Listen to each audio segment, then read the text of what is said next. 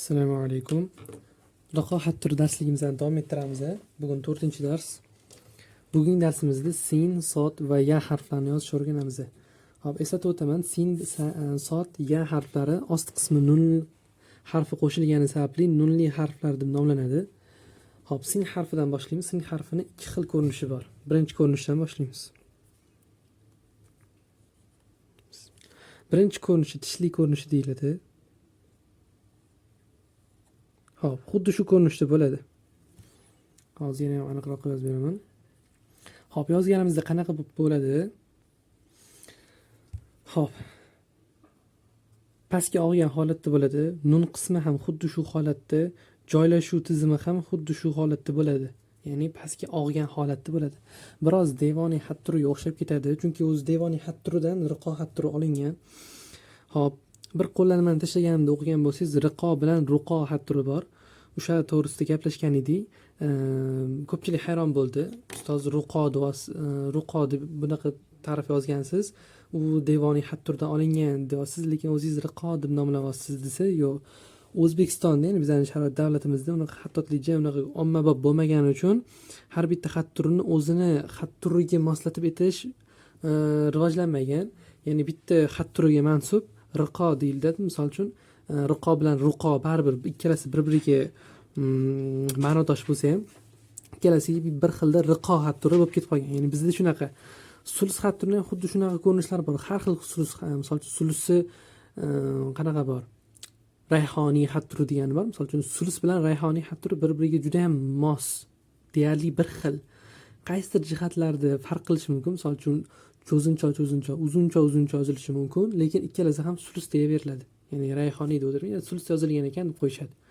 Nasx xat turlari xuddi shunaqa, nasx buxoriy, nasx arabiy bor. Ularni ham nasx deymiz, bo'ldi. Nasx, misol uchun arabiyni turkiysi ham bor. U ham nasx deyiladi. Xuddi shunga o'xshagan narsa. Riqo deyveramiz, shunga o'xshab. Endi juda ham anaqa ofitsial, ya'ni nima deydi? Yana ham aniqroq gapirmoqchi bo'lsangiz, ruqo deb gapirsangiz ham bo'ladi. Hop, sin harfini tishli ko'rinishidan yozatdik. Qarang, ikkita tish bir-biriga yonma-yon, ikkinchisi sal ulardan uzoqroq bo'ladi. Ya'ni biz buni nasx xat turida ko'rganimizda birinchi tishi, ya'ni nasx buxoriy xat turining birinchi tishi oralig'i 1 nuqta, ikkinchi tishining oralig'i 2 nuqta deb nomlagan edik. Bu nun qismi.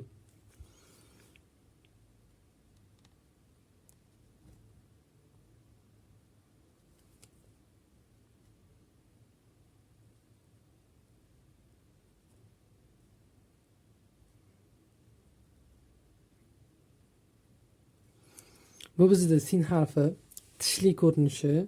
Nima qilib qo'ysam bo'ladi. Endi tishsiz ko'rinishini yozamiz. Tishsiz ko'rinishi xuddi ba harfiga o'xshaydi.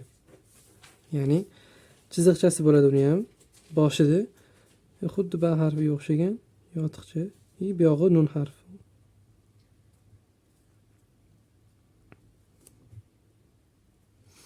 Oxiri tugallashiga, harflarning ulanish joyigacha e'tibor qilasizlar. Hop, nimaga e'tibor berishimiz kerak? Ko'pincha men hozir ham uzib ketayotganimni siri, ya'ni sizlar yozayotgan paytingizda shu yerda uzilish bo'layotganini his qilinglar. Ularni ketish kerak bu joylari ham. Tushunarli? Keyin, ko'rayotgan bo'lsangiz mana misol uchun.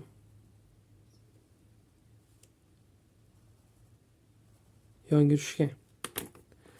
Pastga e'tibor qilsangiz, pastga qarab tushgan joyi bor. Sod harfini yozamiz. Sod harfi xuddi to harfini ko'z qismidan olingan.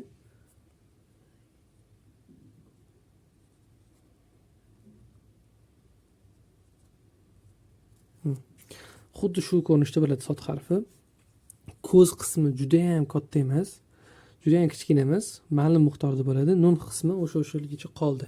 Shunchaki mana sod ko'z bilan nun qismini orasida ozgincha farq bo'ladi. O'shani ham inobatga olib qo'yishingiz kerak. Ya'ni qancha vaqt sizlar ikkita kichkina dumaloqchi joy qosish kerak bo'ldi.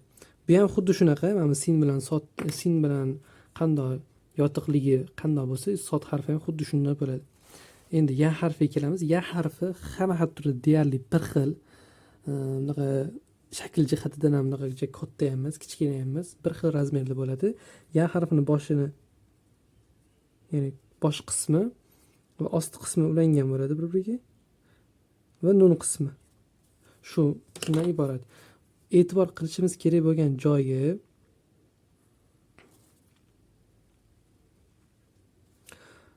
bilsanglar, mana bu bitta dumaloq, ya'ni bitta nuqta desa ham bo'ladi. Bir nuqta ichiga kirib turibdi bosh qismidan. Bu yoqda bir nuqta orqa dum qismidan pastda turibdi. Ya'ni bu tepada, bu pastda turibdi. Keyin bitta kattaroq dum nuqta bosh qismidan, ya'ni o'zini qismidan pastda turibdi. Xuddi shu qoidalarni e'tiborga olgan holatda ya qismini, ya harfini yozishimiz kerak hozir.